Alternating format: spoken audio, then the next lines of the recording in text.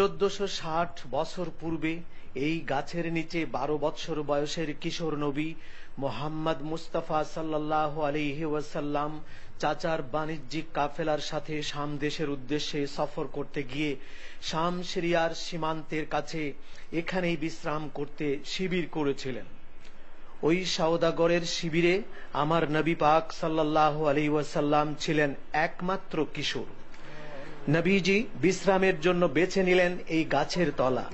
পাশেই অদূরে ছিল খ্রিস্টানদের বিখ্যাত আলেম ও পণ্ডিত বুহাইরা নামক একজন ধর্মীয় পুস্তক বা আসমানি কিতাবের পারদর্শী ও উঁচু মানের জ্ঞানী ব্যক্তির বাসস্থান। বুহাইরা দেখতে পাচ্ছিল তপ্ত মরুভূমি জুড়ে প্রখর রোদের তাপ, কোথাও কোনো মেঘ বৃষ্টির বালাই নেই, অথচ আমার কিশোর নবীজি আজন্ম নিষ্পাপ নবী মুস্তাফার মাথার উপরে সারাক্ষণই একখণ্ড ঘন কালো মেঘের টুকরো ছায়া দিচ্ছে। তিনি আরো দেখলেন ক্ষণিকের মধ্যেই ঘন পত্র পল্লবে গাছটি আচ্ছাদিত হয়ে গেল। নবী দো জাহাঁ সরকারে দো আলম সাল্লাল্লাহু আলাইহি ওয়াসাল্লামকে গাঢ় ছায়া দিতে লাগলো। পণ্ডিত বুহাইরা অস্থির হয়ে আস্তানা থেকে বেরিয়ে ব্যবসায়ী বহরের দলপতি নবীজির চাচার কাছ থেকে বালক নবীজির পরিচয় জানতে চান। চাচা আবু তালেব নবী পাক সাল্লাল্লাহু আলাইহি সাল্লামের পিতামাতার নাম সহ পরিচয় বললে পুরো বাণিজ্যিক কাফেলাকে তিনি তার দরবারে সম্মানের সাথে দাওয়াত করলেন। কিন্তু নবীজি ব্যতীত সবাই বুহাইরার আস্তানায় দাওয়াতে হাজির হলেন।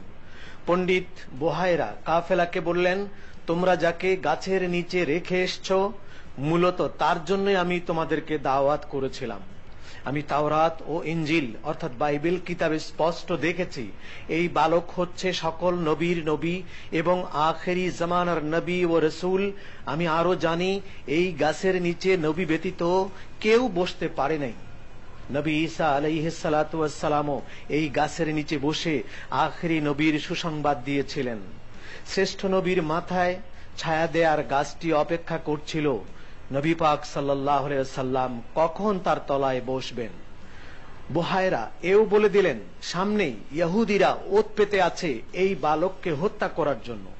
তারা এই বালককেই খুঁজে বেড়াচ্ছে। সুতরাং তোমরা অনতিবিলম্বে ওই কিশোরকে সাথে নিয়ে মক্কায় ফিরে যাও।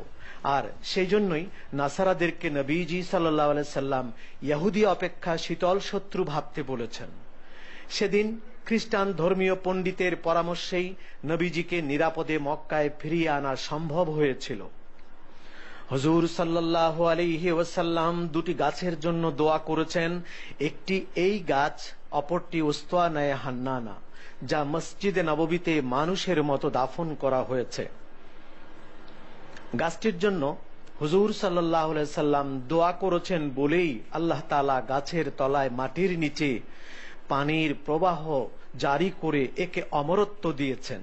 জীবিত গাছ বিশ্বনবীর মুজিজার সাক্ষী বলে একে সাজারা সাহাবীও বলা হয়, অর্থাৎ সাহাবীর মর্যাদার গাছ। মরু অঞ্চলের এত প্রচন্ড তাপের মধ্যেও এই গাছের নিচে কি যে তৃপ্তি তা বলে বোঝানো যায় না। কিন্তু দুঃখ হচ্ছে দাবিদার লেবাসী মুসলমান বলে কিছু লোক এটাকেও অস্বীকার করতে চাইবে, কারণ মুনাফিক সরদারদের প্রেতাত্মা যে তাদের অন্তরাত্মায় আসন করে আছে।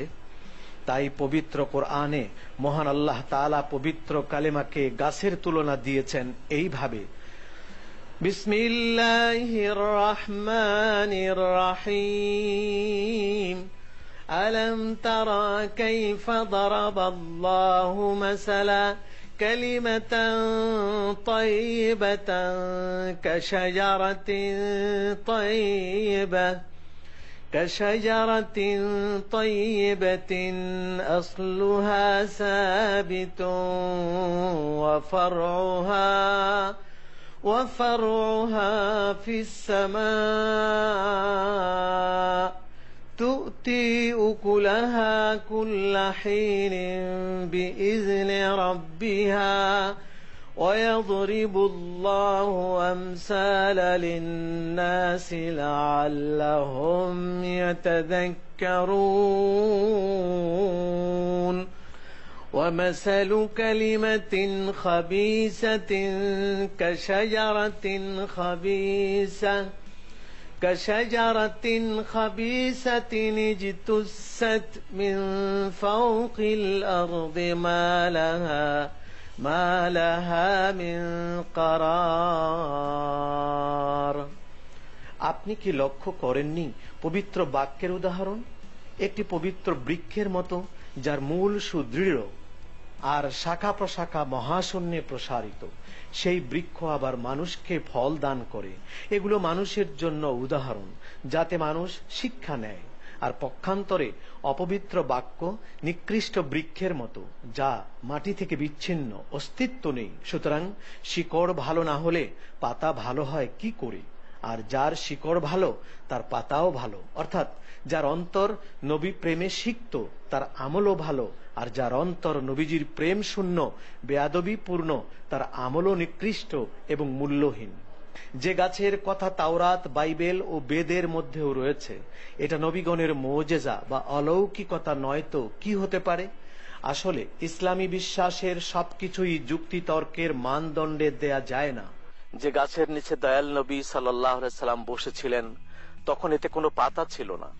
হুজুর সাল্লাল্লাহু আলাইহি সাল্লাম যখনই বসলেন, চতুর্পাশে পাতা ছড়িয়ে গেল। আর তাই দেখে অদূরে খ্রিস্টান ইমাম ছিল, খ্রিস্টান আলেম, তিনি এগিয়ে আসলেন এবং তিনি বললেন, এই বাচ্চাটি কে? হযরত আব্বাস বলেছিলেন, এটি আমার ভাতিজা। ওর নাম কি? মুহাম্মদ। তিনি চমকে উঠে বলেছিলেন, তোমার এই ভাতিজাকে তাড়াতাড়ি তুমি হেফাজত করো, নিয়ে চলে যাও। এ হবে আখেরি জামানার নবী। কি করে বুঝলেন? বলে, হ্যাঁ, আমি দীর্ঘদিন, আমার হায়াত 100 বছর বয়স আমার, এই গাছের নিচে আমি কাউকে বসতে দেখিনি, এ গাছের কোনো পাতা দেখিনি। কারো পক্ষে সম্ভব ছিল না গাছের নিচে বসার, সাধ্য ছিল না। এ গাছের নিচে তিনিই বসতে পারবেন, যিনি হবেন আখেরি জামানার নবী, যার নাম হবে মুহাম্মদ, যার মায়ের নাম হবে হযরতে আমেনা, যার বাবার নাম হবে খাজা আব্দুল্লাহ। আম্মানস্ত আমাদের সফর সঙ্গী মেহিয়ার বললেন, উরিদু আন না'লামা মিনকা ইনতা মাযা আরাফতা মাযা তা'রিফ হাযা বিহাযিহি শাজারা শাজারাতুল মুবারাকা يعني معجزة الرسول صلى الله عليه وسلم هكذا تبين. اللهم صل على سيدنا محمد. هذه الشجرة جلس تحتها الرسول عليه الصلاة والسلام هو وعمه. দরুদ ও সালাত ও সালাম নবী পাকের প্রতি। আমি যতটুকু জানি, নবী পাক সাল্লাল্লাহু আলাইহি ওয়াসাল্লাম তার চাচাজানের সঙ্গে এসেছিলেন তিজারতের জন্য, ব্যবসার জন্য, এক জায়েশের সাথে, ব্যবসার কাফেলার সাথে। তখন তিনি এই গাছের নিচে বসেছিলেন বলেই এই গাছের এত মর্যাদা। আমি আমার জীবনে এত কষ্ট কখনো করিনি, যত কষ্ট করে আমি এই গাছের নিচে এসে পৌঁছেছি। তবে আমি আমাকে এই গাছের নিচে আসাতে ধন্য মনে করছি। মাশাআল্লাহ।